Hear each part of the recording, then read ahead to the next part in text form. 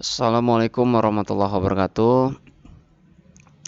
Baik teman-teman, jadi di video kali ini saya akan jelaskan mengenai perkuliahan di PPG atau Program Pendidikan Profesi Guru Prajabatan tahun 2022.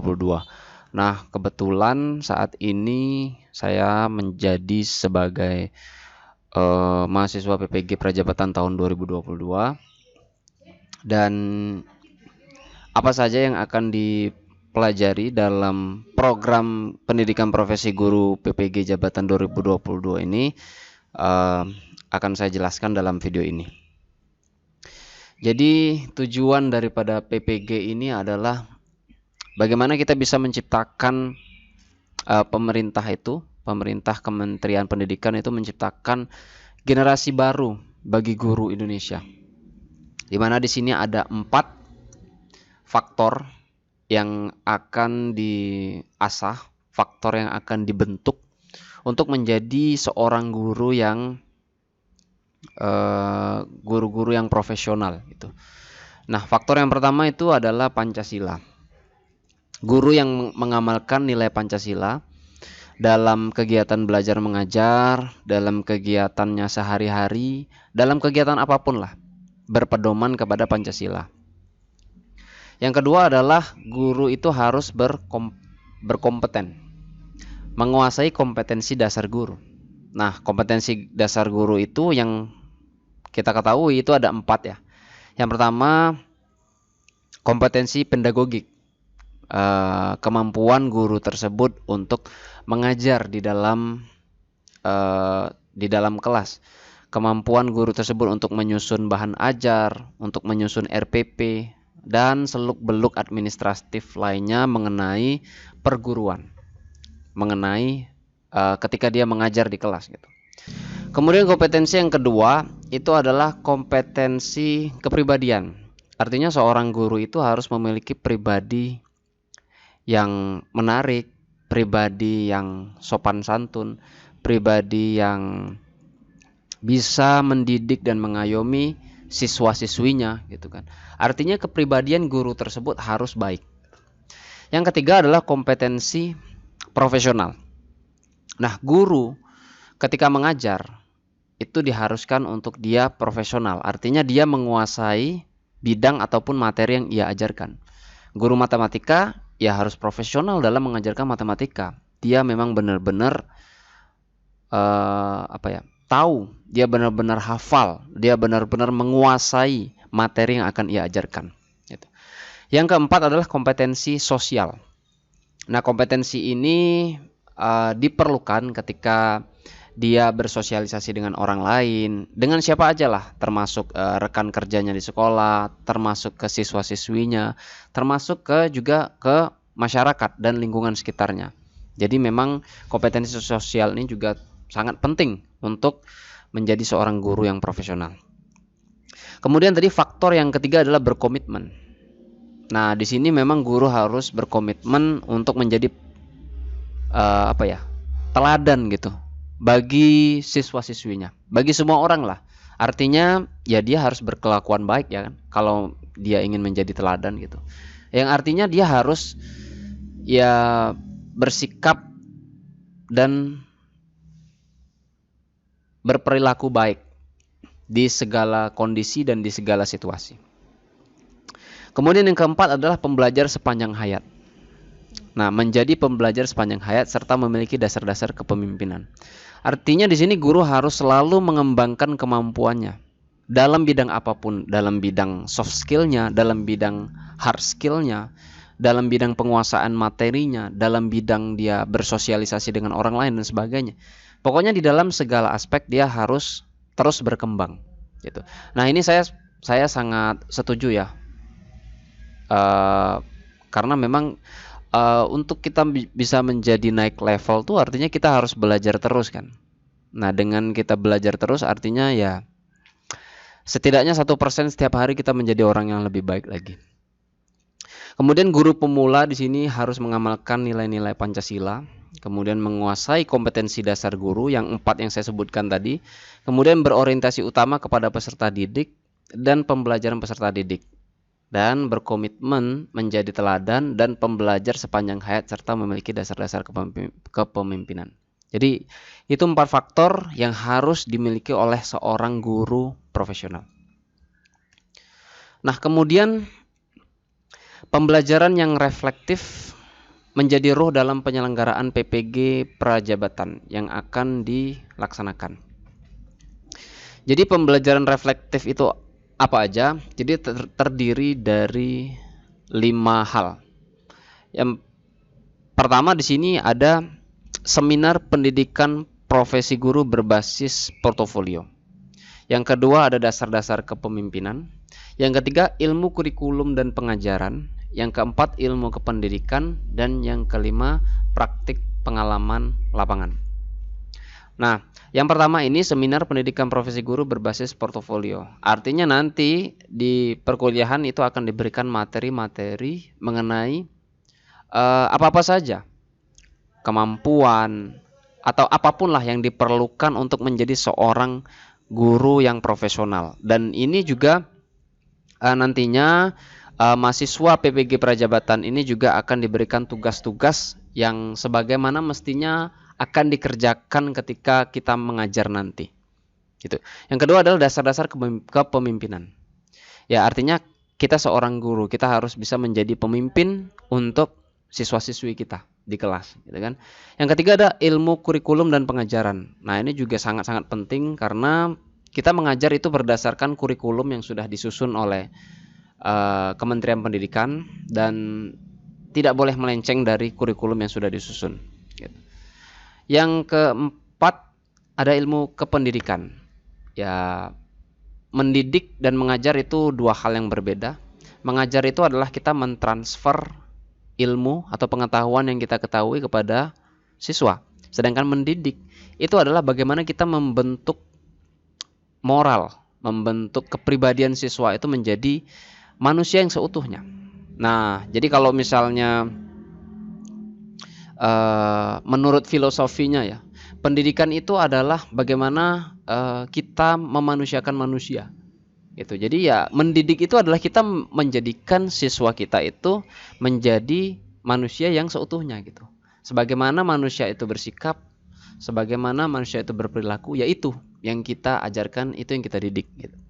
Yang keempat nanti ada juga praktik pengalaman lapangan. Nah, ini sama dengan ketika kita S1 itu kita akan turun langsung ke sekolah, praktek bagaimana caranya kita menjadi seorang guru yang profesional, bagaimana kita menghandle siswa, bagaimana kita menyiapkan pembelajaran kepada siswa, bagaimana kita menyiapkan seluk-beluk segala hal mulai dari media, RPP, silabus dan lain sebagainya sebelum kita mengajar gitu. Jadi memang kita benar-benar dituntut untuk menjadi seorang guru yang profesional, guru yang ya baik dari segi administratif ataupun dari segi penyampaian di kelas itu semuanya harus lengkap gitu.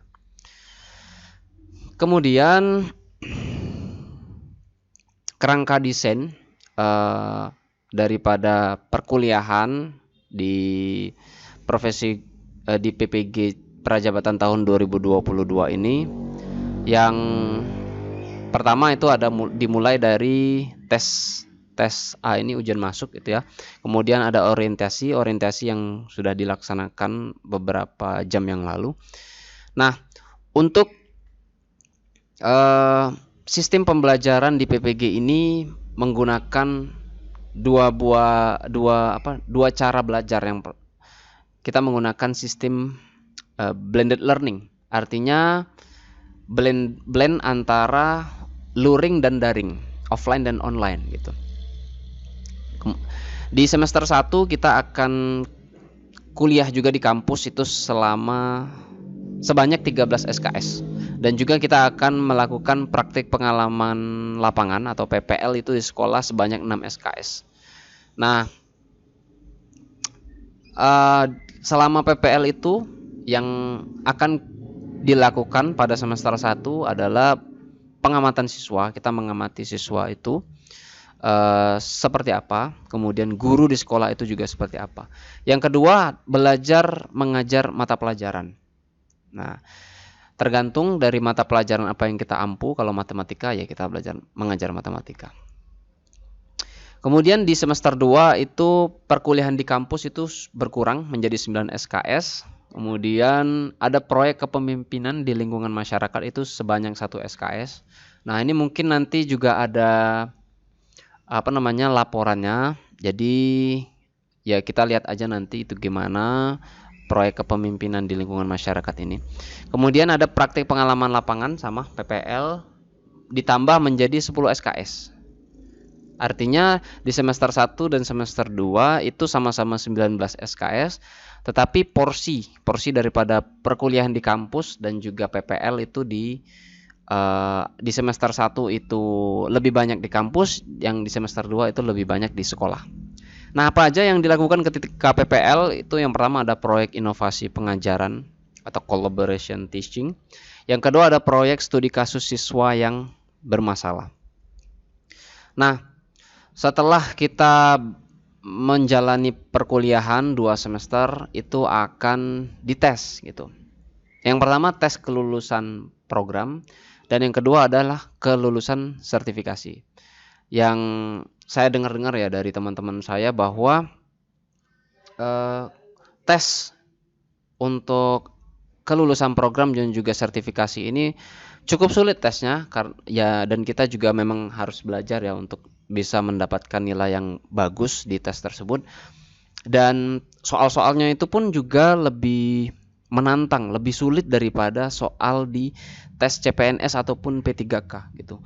Oleh karena itu guru-guru yang mereka sudah mempunyai di beberapa tahun yang lalu ya, guru-guru yang ketika ingin mendaftar CPNS dan mereka sudah memiliki sertifikat pendidik, maka nilai SKB mereka itu otomatis menjadi 100 gitu. Kenapa? Ya karena mereka sudah melalui tes dari PPG gitu, yang notabene tesnya itu lebih sulit daripada tes CPNS atau tes P3K tadi. Jadi otomatis ya itu nilainya udah 100 lah, nilainya udah penuh gitu.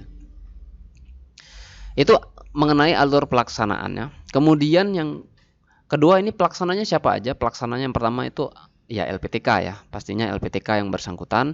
Kemudian LPTK ini juga bermitra dengan organisasi ataupun yayasan pendidikan. Dan yang ketiga, LPTK ini juga bermitra dengan perguruan tinggi non LPTK. Artinya bermitra dengan perguruan tinggi yang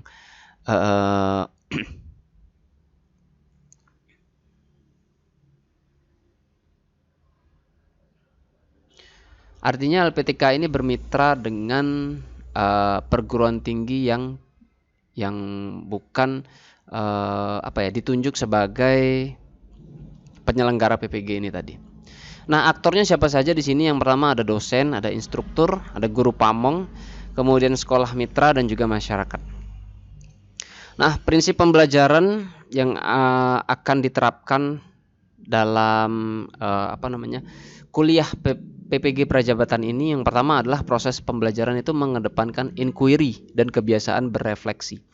Nah, inquiry ini adalah pembelajaran yang berpusat kepada siswa. Artinya guru di sini berperan sebagai fasilitator.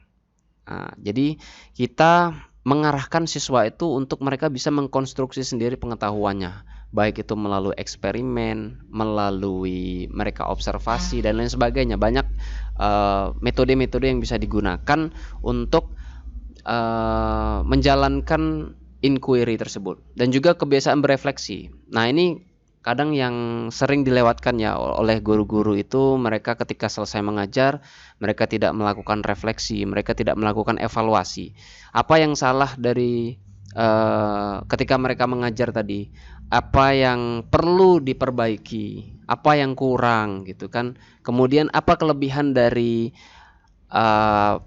cara mengajar mereka? Dan itu yang harus dikembangkan lagi malah. Yang kelebihan kita itu dikembangkan, sedangkan kekurangan kita diperbaiki. Gitu. Yang kedua, pembelajaran dirancang secara terintegrasi dan relevan antara di kampus, di masyarakat, dan di sekolah. Yang ketiga, proses pembelajaran didokumentasikan dalam bentuk digital portofolio. Nah, jadi Mungkin ini digital portfolio ini berbentuk seperti perangkat ya, ataupun komponen-komponen pembelajaran seperti RPP, seperti silabus, media, dan lain sebagainya gitu. Dan mungkin juga nanti ketika mengajar mungkin diperlukan juga sebuah video dokumentasi atau dan sebagainya gitu. Nanti kita lihat aja nanti gimana. Kemudian untuk asesmennya ini berupa penugasan individu ya, tugas mandiri, kemudian kelompok, ada jurnal refleksi dan umpan balik dari guru pamong, instruktur, dosen, dan juga dari rekan mahasiswa yang lainnya.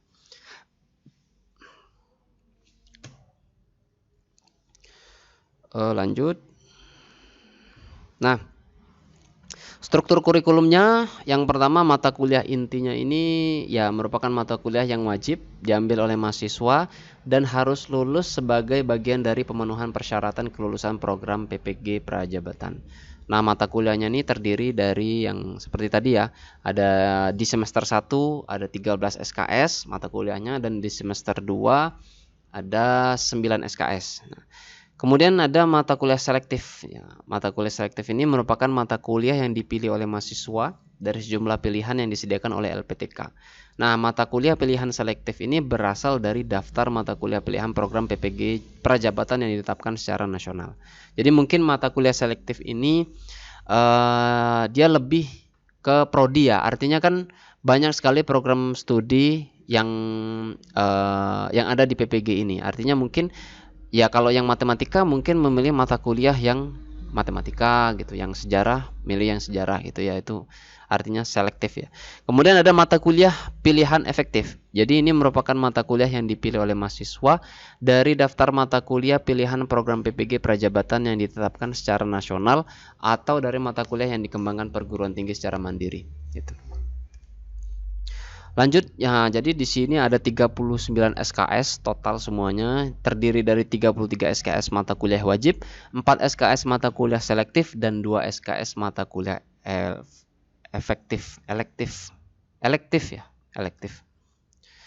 Nah, mata kuliah intinya ini ya bisa dibaca sendiri ya. Filosofi pendidikan di Indonesia, pemahaman tentang peserta didik dan pembelajarannya, kemudian prinsip pengajaran dan asesmen yang efektif. Ada 2 di sini. Pembelajaran sosial emosional, seminar pendidikan profesi guru, kemudian proyek kepemimpinan 1, 2, dan PPL 1 dan 2. Gitu. Jadi mata kuliah intinya ada 33 SKS.